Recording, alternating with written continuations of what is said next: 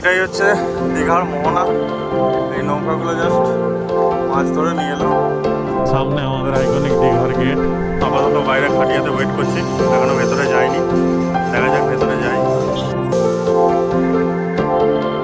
Hello everyone, welcome to the channel, welcome to a new video. Good morning from Taj. আজ হচ্ছে আমাদের return journey. Bag set করা হয়ে গেছে, বেরোবো। টাইম হচ্ছে 11টা।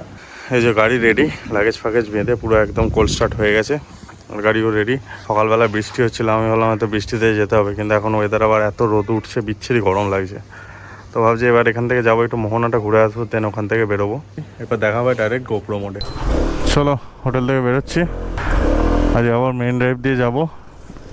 মেইন ড্রাইভ থেকে মোহনা দেখে দেন বাড়ির উদ্দেশ্যে রওনা দেবো। মোহনা বেসিক্যালি সকালের দিকে যাওয়াটাই বেটার, কিন্তু কি আর করা যাবে, আমরা সকালে উঠিনি, তাই এখনই যাচ্ছি। সমুদ্রে খুব একটা বড় ফ্যান নয় আমি, কিন্তু এই জায়গাটা দেখে খুব ভালো লেগেছে। মোহনাটাও দেখে আসি আজকে কীরকম লাগে দেখতে।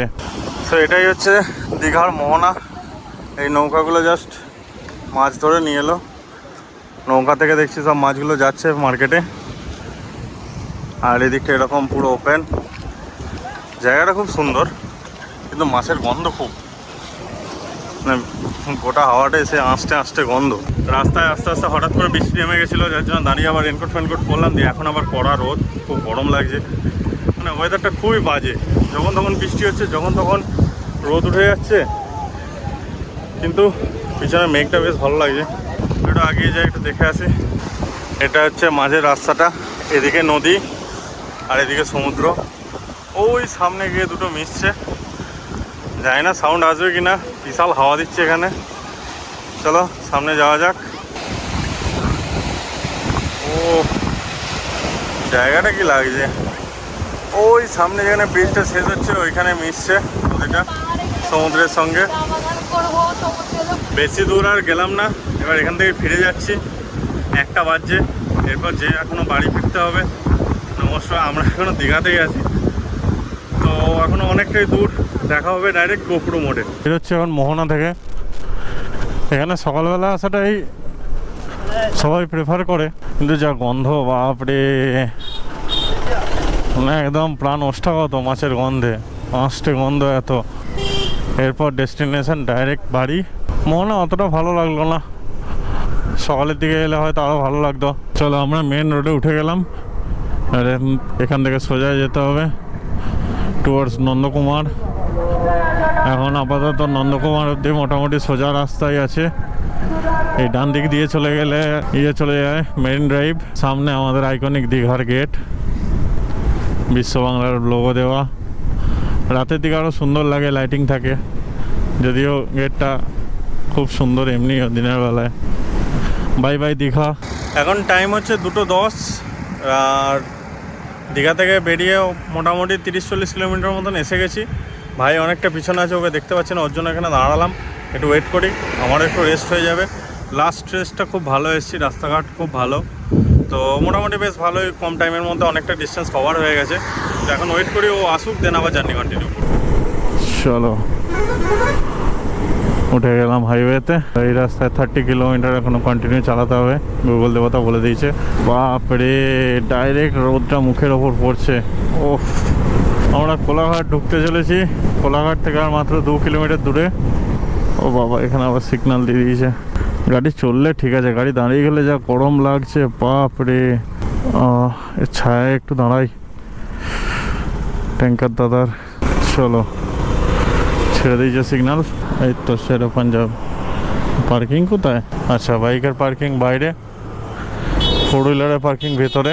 এখন টাইম হচ্ছে মোটামুটি 4:15। শের পাঞ্জাবে এসে পৌঁছে গেছি। চলো দেখা যাক ভেতরে জায়গা পাই কিনা। প্রচণ্ড ভিড়। আপাতত বাইরে খাটিয়াতে ওয়েট করছি, এখনও ভেতরে যাইনি। দেখা যাক ভেতরে যাই। বাইরেও লোক ভর্তি আর ভেতরেও লোক ভর্তি। সেখানে এত ভিড়, এসে ওখানে নামলে গেলাম। কপাল বেসিক্যালি খুবই ভালো, বেশিক্ষণ ওয়েট করতে হয়নি, পেয়ে গেছি। Let's go. এইখানে এরকম গেট সিস্টেম আছে, গেট কিপারের কাছে নাম লিখিয়ে যেতে হয়, ওয়েট করতে হবে। এদিকে সব ওয়েটিং লিস্টের লোকজন, আমার আগে থেকে অনেকে এসে ওয়েট করছে। চলো যাওয়া যাক। পেয়ে গেছি ফাইনালি 7 নম্বর টেবিল। তো অর্ডার হয়ে গেছে মোটামুটি, এখনও অর্ডার আসতে দেরি আছে। ফার্স্টে বললাম একটা লস্যি দিয়ে দেন, শেরে পাঞ্জাবে লস্যি ট্রাই করে দেখি। আর তাছাড়া বাকি অর্ডার করলাম, অর্ডার আসুক দেন দেখাচ্ছি। ঠিক আছে, আমাদের স্পেশাল লস্যি ট্রাই করছে। রিভিউ ভালো, চলো আমি ট্রাই করে দেখি। খুব সুন্দর খাবার চলে এসছে। তন্দুরি বাটার রুটি, গার্লিক নান, নবরত্ন কোরমা, পনির বাটার মশলা, চিকেন কোরমা। এখন টাইম হচ্ছে মোটামুটি 6টা বাজছে। খাবার কোয়ালিটি খুবই ভালো ছিল, প্রাইস একটু হায়ার সাইড। তো চলো এখন বেরোনো যাক, দেখা হবে ডাইরেক্ট গোপ্রো মোডে। এখন বেরোলাম শেরে পাঞ্জাব থেকে, এখন 145 কিলোমিটার জার্নি বাকি আমাদের। আমরা বর্ধমান থেকে আর 96 কিলোমিটার দূরে আছি। এখন টাইম হচ্ছে 7টা 7। মাঝে মাঝে এক একটা ট্রাফিক সিগনালে বিশাল জ্যাম ছিল। যাই হোক পেরিয়ে চলে এসেছি। এখান থেকে এবার আমাদের সেপারেট হয়ে যাওয়ার টাইম, রাস্তাটা সেপারেট হয়ে যাবে, আমাকে রাস্তা অন্য চুজ করতে হবে। এখান থেকে বাঁদিকে গেলে সাঁতরাগাছি হয়ে কলকাতা, সোজা গেলে দিল্লি, ডানকুনি হয়ে বর্ধমান। তো চলো আমরা এখান থেকে সোজা চলে যাই। আমরা পালসির টোলগেট ক্রস করছি। এখন টাইম হচ্ছে 9টা 2। আর মাত্র 22 কিলোমিটার বর্ধমান, 32 মিনিট লাগবে বলছে। Let's go.